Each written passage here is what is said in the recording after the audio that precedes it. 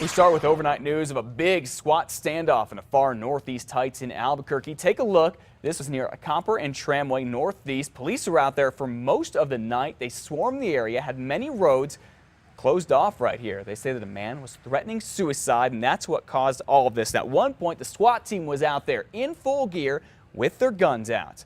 Now, all the police have gone home right now. They have not told us if the man that they were looking for was armed, had a gun or a knife, or if they arrested him or took him to the hospital to get some help.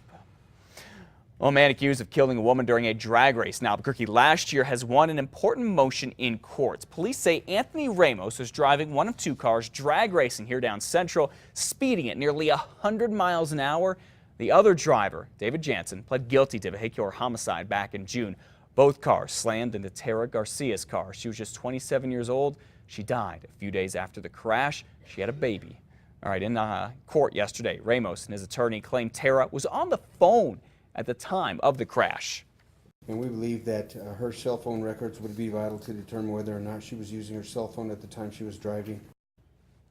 Prosecutors argued there was nothing to show Tara was on her phone. However, the judge decided to allow the subpoena of the phone records anyway.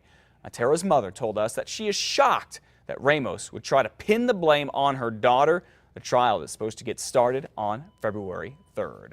All right, remember yesterday we told you about this nonprofit group that says New Mexico State Lottery Scholarship Program is in some serious trouble. In fact, so much so that it could be just about out of cash by next school year. So we sent News 13's David Romero to see if that's really the case and find out what college students have to say about this. He is live at UNM with all the details. Good morning, David. What'd you find out about this? Good morning, Matt. Well, the New Mexico Voices for Children group estimates that there's only going to be about $300,000 left in that lottery scholarship pot for next year for the students who qualify to receive those funds. Now, the New Mexico Higher Education Department does not necessarily agree with that exact estimate, but they say, well, they do agree rather, that the program needs some help and some changing. Now, that's something that has already been brought up to legislators this past legislative session with no significant action taken. Now, in a letter this May from higher education officials, they indicated that this fall semester may be the last one where students can receive the scholarship funds in full. By spring semester next year, that might not be the case. Now, as it stands already, the state has had to cover about $20 million of a shortfall that the program is going through this year. Now, we spoke with lottery officials who say that in their fiscal year of 2013, they pumped about $43.7 million into the fund. They also say that the past 6 years, money going into the fund has been the highest since the program began in 1996. Still, with the number of qualifying students increasing throughout the state and the cost of school going up, some students agree that the standards of getting the scholarship based on performance instead of financial need should stay the same. I think it should be based on grades, mostly because people with financial need do usually qualify for Pell Grants and such, and I know that's a huge help to them because I've seen lots of people on that. And of course, the standards for qualifying for the lottery scholarship is that the student has to maintain a 2.5 grade point average. Now, that's something that's also come up for debate as to whether that should be upped and changed as well. Matt, back to you. All right, thanks for the update, David. So you know, legislators did pass what's called a Senate memorial that's supposed to start a group to look at ways of saving the lottery scholarship program and make it work more efficiently. Some of New Mexico's Head Start programs will be saved. As a matter of fact, despite the federal budget cuts, more than 57,000 children all across the country would have been cut from Head Start this fall because of the big federal budget cuts, also known as sequestration.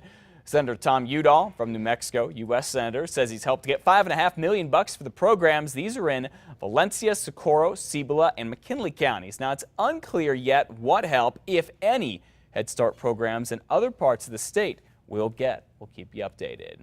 Voters in Rio Rancho have gone against the proposal which would have slashed that city's higher education tax in half. The unofficial results from last night's election show 40% voted for it, 60% against it. The tax supports the UNM West campus and possibly a new campus between UNM and CNM out there. One city councilor told us that he would have put the funds toward police and fire departments if the proposal had passed. By the way, 10%, just 10% of registered voters showed up at the polls. Happening now at about 6:36, patients growing quite thin on finding an effective way to clean up millions of gallons of fuel that have seeped into the ground at Kirtland Air Force Base. New Mexico Environmental Department is going to be talking about that with the Water Utility Board later today. The Air Force has a $50 million contract with an engineering firm to fix the fuel spill, and a new fuel extraction system that was unveiled in January is part of that. The problem, though, that system is only burning half as many chemicals as expected, and it's been shut down a number of times because of mechanical issues. There's been $50 million appropriated for this, committed to this, and deadlines go by, and deadlines are not met. And we respect that, but I think it's, again, promises made, not seeing any activity. I think that's where the frustration lies. The Environmental Department is expected to announce it's going to be asking for more aggressive measures from Kirtland and the government. A study that was out back in July said at that point the fuel had not reached any water wells in the city. Well, 3 dogs rescued from horrifying conditions in Edgewood are now up for adoption. They were among 48 dogs taken a few months ago from the home of former veterinarian Deborah Clapton. Some of them were in such bad shape they had to be put down. Others have been adopted. Now these 3 adorable little guys, Fiona, Batman, and Superman, as they are now called, have been socialized with other dogs. They're up for adoption at Santa Fe Tails. They could be yours. As for Clapton, she is now charged with dozens of counts of animal cruelty. All right, 6:37 now. You know, Governor Susana Martinez has a very big job running the state of New Mexico. Well, her other full-time job is getting a lot of attention recently. And last night on special assignment, News 13 and Katie Kim introduced you to the governor's older sister, Letty. She was born with cerebral palsy, and the governor became her legal guardian 7 years ago. So when Governor Martinez is not in Santa Fe or traveling around the state or even the country, as she does quite a bit these days, she's in Las Cruces caring for Letty.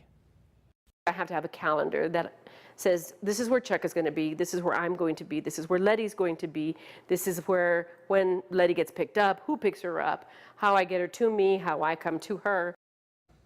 Okay, if you want to see the entire report, which I highly recommend you do, including more interviews, just head to our website at KRQE.com. You can also watch tonight on 2 Casa Fox at 9 o'clock. People Magazine just did a big article about the governor and Letty. By the way, Katie Kim and photojournalist Ryan O'Connor did a great job on that story. Watch it. You will like it. You'll see a very different side of our governor.